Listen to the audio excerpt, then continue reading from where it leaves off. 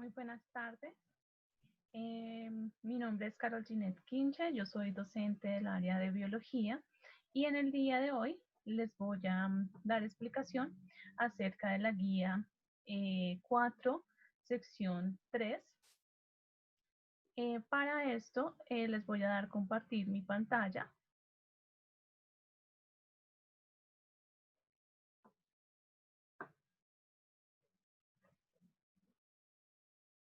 Bien, esta es la tercera parte de la guía 4. Tiene como fecha de inicio el 23 de junio y su terminación es el 3 de julio. Bien, la fecha límite de entrega de esta guía es el 2 de julio a las 6 de la tarde. Bien, esta guía, que es para el grupo de noveno B, tiene como tema principal la evolución. La guía inicia con 3 preguntas. Estas preguntas las podrán resolver con la información que reciban en las clases presenciales y también con información que los estudiantes van a observar en los links que se adjuntan en los diferentes puntos de la guía. Esta guía está comprendida por 5 puntos principales. Este es el primer punto. El primer punto nos dice que los estudiantes deben ingresar a este link de YouTube que tenemos acá en pantalla, que les estoy señalando. Y de acuerdo a esa información, al análisis de esa información, ellos deben responder las siguientes preguntas. Entonces, tenemos de la pregunta A la E, siendo la A, ¿quién fue Alfred Russel Wallace y qué influencia tuvo en Charles Darwin? La B, ¿qué es la tesis de la síntesis evolutiva moderna y quiénes fueron sus autores? La C, explica por qué se relaciona la teoría de la selección natural de Darwin con un árbol de la vida. Cuando hablamos aquí de árbol de la vida, son estos árboles que nos muestran como el que tenemos acá, aquí en pantalla, donde a partir de un ancestro común, ¿sí? Entonces tenemos la divergencia de diferentes especies. Luego tenemos la pregunta D, que nos dice por qué razón Darwin, por qué razón, según Darwin, los organismos cambian a lo largo del tiempo. Bien, y esto lo deben explicar con ayuda o apoyándose con la imagen A, con la imagen que les había mostrado anteriormente. Bien, en esta imagen observamos las diferentes especies de pinzones que Darwin observó en las Islas de los Galápagos. Él identificó estas especies. Entonces, a partir de esta imagen, ¿sí? Y con la información que tienen en el video, entonces deben responder la pregunta que acabamos de leer. Bien, y finalmente, aquí en este primer punto, ellos deben leer el ejemplo de la polilla de abedul, deben leer esa información acerca de esa polilla, ¿sí? Que esta información la van a encontrar en este link que les coloqué en esta parte de la guía que corresponde a un blog. Entonces ellos entran al blog, deben entrar al blog y deben buscar la historia de la polilla de abedul, ¿sí? Y una vez leída y analizada, ellos deben explicar qué relación tienen esa historia con la teoría o ese ejemplo con la teoría de Charles Darwin. Bien, estas teorías de Charles Darwin, de Wallace, de Lamarck, nosotros las vamos a estar viendo en las clases virtuales. Bien, y en el material que se les está indicando aquí en estos en estos enlaces. Bien, el punto 2 nos dice que los estudiantes deben comparar las estructuras anatómicas de la imagen B. Entonces ellos tienen que observar esta imagen B, ¿sí? Deben observar muy bien la anatomía de tanto del ala del ave como el ala del murciélago, ¿sí? Deben mirar muy bien esa anatomía según las partes que están señaladas ahí, ¿sí? Y de acuerdo a esta observación, ellos deben decir qué semejanzas y qué diferencias encontraron entre el esqueleto del ala del ave y del murciélago. Esa sería la parte A. La parte B, deben responder por qué las alas de los murciélagos y las alas de las aves se pueden considerar como órganos homólogos. ¿Sí? Para esto, ellos deben tener claro qué es homología, el concepto de homología y analogía que se estará dando en las clases virtuales. ¿Sí?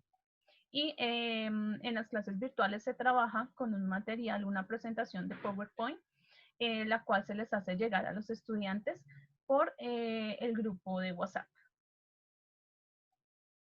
La tercera pregunta nos dice, indica cómo explicaría el lamarckismo y el darwinismo los siguientes aspectos. Entonces, para poder responder la parte A y la parte B de la tercera pregunta, es necesario que el estudiante tenga claro cuáles son los ejes fundamentales del lamarckismo y del darwinismo. Bien, esta información se les da en clase. Entonces, de acuerdo a este conocimiento, entonces ellos deben responder la parte A que dice, el origen de las pequeñas alas de las avestruces y de las grandes alas de las águilas. ¿Sí? ¿Cómo explicaría esto? A través del lamarckismo y el darwinismo. Y la parte B, a través del lamarckismo y el darwinismo, deben responder el hecho de que muchos animales excavadores no tienen ojos o los tienen atrofiados, ¿sí? ¿Cómo explicaría a partir del lamarckismo este hecho y a partir del darwinismo este hecho? Repito, para eso hay que tener claro todos los puntos que aborda el lamarckismo y el darwinismo. Bien, y finalmente, aquí en el punto 4, entonces los estudiantes deben imaginarse que ellos son unos biólogos evolutivos, ¿sí? Y que están entrando en una discusión con los creacionistas o los que defienden estas ideas creacionistas. Bien. Y entonces, una vez ellos entran en el papel de ser biólogos evolutistas, ellos tienen que responder qué herramientas ellos utilizarían para probar la evolución de las especies, ¿sí?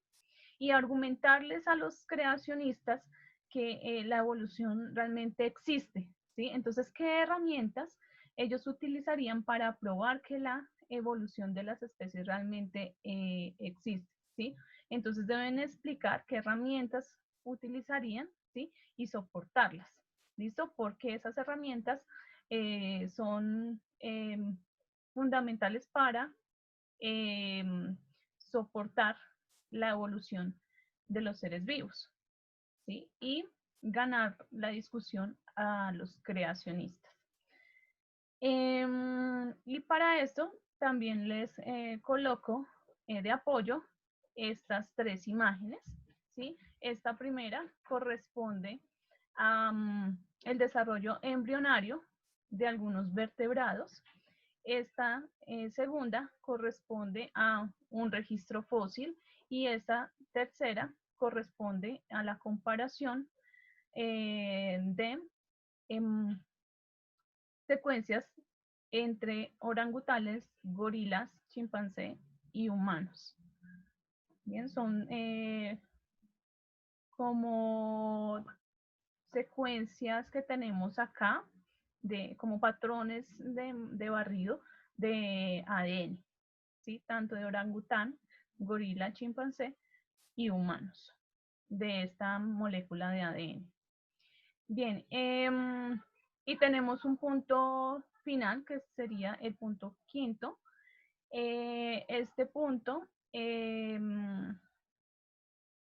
está relacionado con un experimento que vamos a realizar en clase, que es sobre la extracción de ADN. Vamos a hacer extracción de ADN a partir de fresas.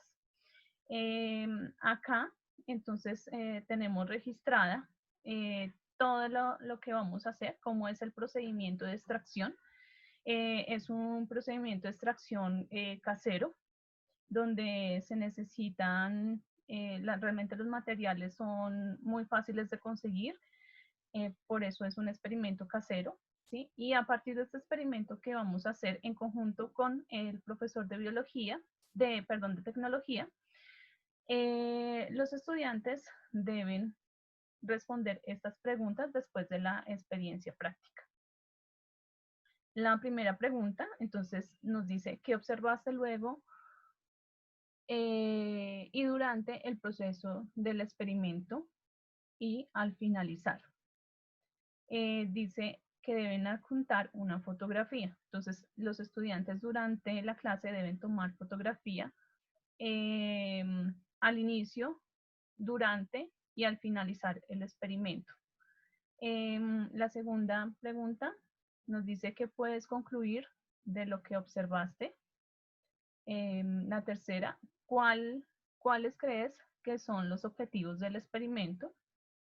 Y finalmente, ¿hay alguna relación entre el experimento realizado y la tecnología? Sí, no y por qué. Adicionalmente, a los estudiantes se les envió ya una guía de laboratorio donde están los materiales, se amplía esta metodología, están los objetivos de nuestra práctica y obviamente el título. Muchísimas gracias por su atención y hasta una próxima oportunidad.